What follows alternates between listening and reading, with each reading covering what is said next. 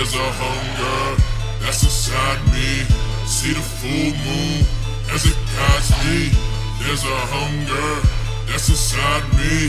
There's a hunger that's inside me.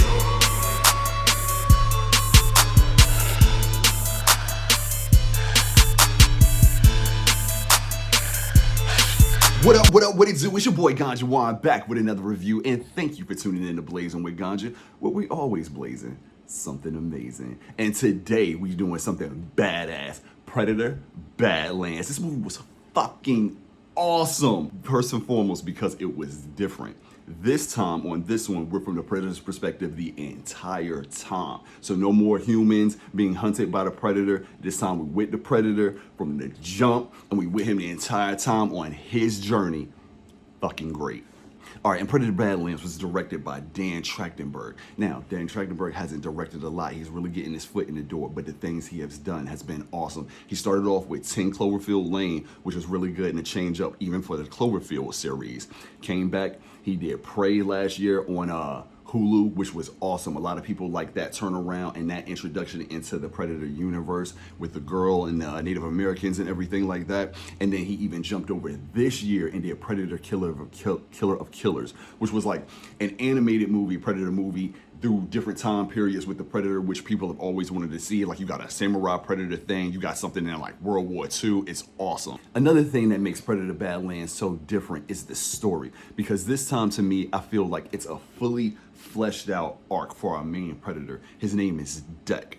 And our main Predator Deck is played by a guy. His name is Demetrius Schuster Kalamantanji. And I apologize if I'm butchering that, but this guy was awesome, especially the way he portrayed the Predator. He was hard the entire time, like he ain't taking no shit, but you know that's Predators anyway, but he was just badass the entire movie. And Deck has to go on a little bit of journey.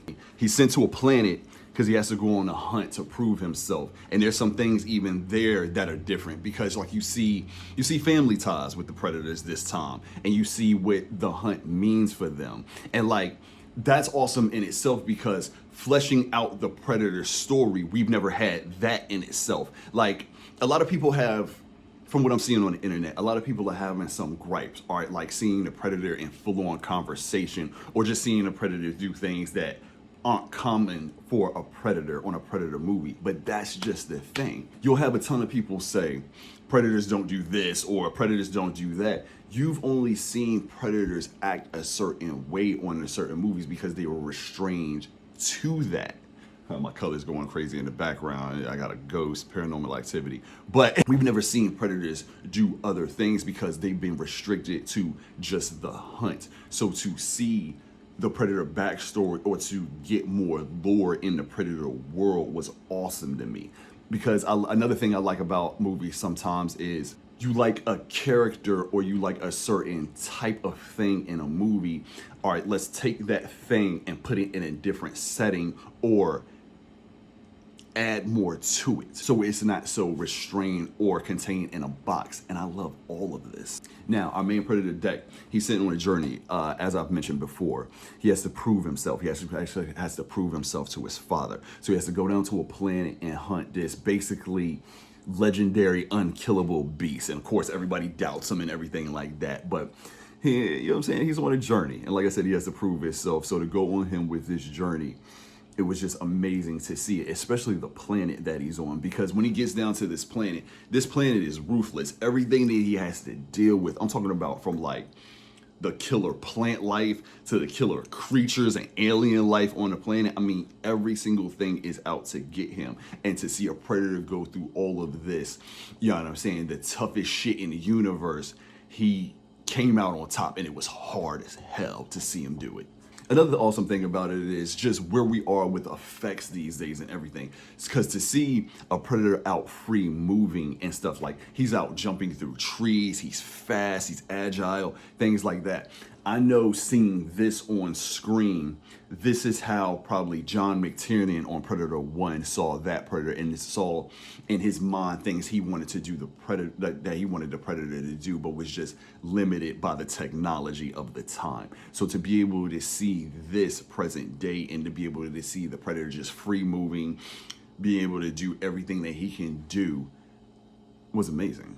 And it's a pretty good journey because even when he gets to the planet, of course, as soon as he gets there, he's stripped of all his gadgets and weapons. I mean, don't get me wrong. He has a couple of things like a sword, and of course, he has this wrist gauntlet. But it's still the wrist gauntlet is limited. It doesn't have everything we're used to from a predator and everything like that. So he's really down to like his bare essentials out there on this hunt. And even along the way, we get a couple of other characters. You know what I'm saying? Because you can't just have the predator by himself and follow him on a journey for the whole movie. I know that part is awesome, but you have to have some interactions, especially like a human element. So like what we can say the human element is Ellie Fanning, and she actually plays two characters because she's playing an android. So she's playing Thea and she's playing Tessa. Thea is the one who's on the journey with the predator the longest and helps him out while he's on the planet. He uses her basically as like a tool to help him out. And Elle Fanning, she played the character awesome. She was hilarious.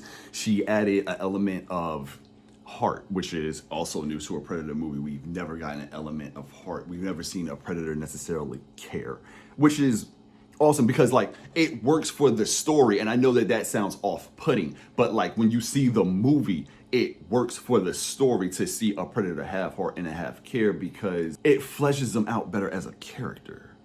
And then even with Elle Fanning playing Thea, we have a little bit of crossover, which is now official that it's canon that the Predator universe is crossing over with the Alien universe because Thea is actually a Weyland-Yutani robot. And you know Weyland-Yutani is a big corporation from Alien. So hopefully we are setting up a new Alien versus Predator reboot, which I would love, especially if it's handled by Dan Trachtenberg or even the other guy that just did Alien Romulus, Fede Alvarez. I even heard that they might want to do it together, like one of them handled the Predator parts, one of them handled the Alien parts, which would be a unique way to make a movie, but I would love to see them try that. And then even with the Alien versus Predator thing, we got to see a new trophy room on this movie. They showed it on the trailer, which is awesome. And it even had like, you see the skulls and everything like that. I think we saw a T-Rex skull. I think we even saw like a King Kong skull or like a Mighty Joe Young skull, which is crazy. There's of course an engineer skull in there. And then the piece of resistance. There's an Independence Day alien skull in there. And if you're anything like me, we grew up on Independence Day. That movie was awesome. So just like I said, to flesh out this universe and to see all the other aliens out there that the Predators are hunting and everything like that, I love those little Easter eggs. It makes the movie fun. So just all around, there were crazy things here. There were crazy things to see. Dan Trachtenberg even put in the finale of this movie a power loader, which of course is a nod to the best alien movie, Aliens, with Sigourney Weaver up there with the power loader. We got a new upgraded power loader on this movie. There's a battle with a monster up there. This movie is just badass all the way through. My girl loved it. This was her first official Predator movie in a theater. She thought it was awesome, and I was worried about that because I'm taking my girl to a Predator movie, and usually when you think of a Predator movie, I'm not trying to be sexist or anything like that, but you think of like machoism and like these are guys movies, especially with Arnold and Carl Weathers up there on the first one doing the "you son of a bitch." You know what I mean? Like, it was just a guys movie filled with testosterone and weight, like lifting weights and muscles and shit. So I didn't think that she would necessarily have the greatest time, but I think she liked it even better than me, and I loved it. So of course, we went in there, had a great time with this, ate it up. I'm at this point, I'm ready to see more because there's even a little nod to like there might be a sequel and some female predators, which we've never seen on screen. So I'm ready for that. Dan Trachtenberg, get Arnold back in this thing. Go get Danny Glover back in this thing. Let's do this thing, man. You know what I'm saying? I want to see this. This is awesome. I can't wait for the next one by him. I can't wait for y'all to see my next video. Go back and watch some of the old videos. I appreciate y'all for watching this one. I love y'all, man. Peace.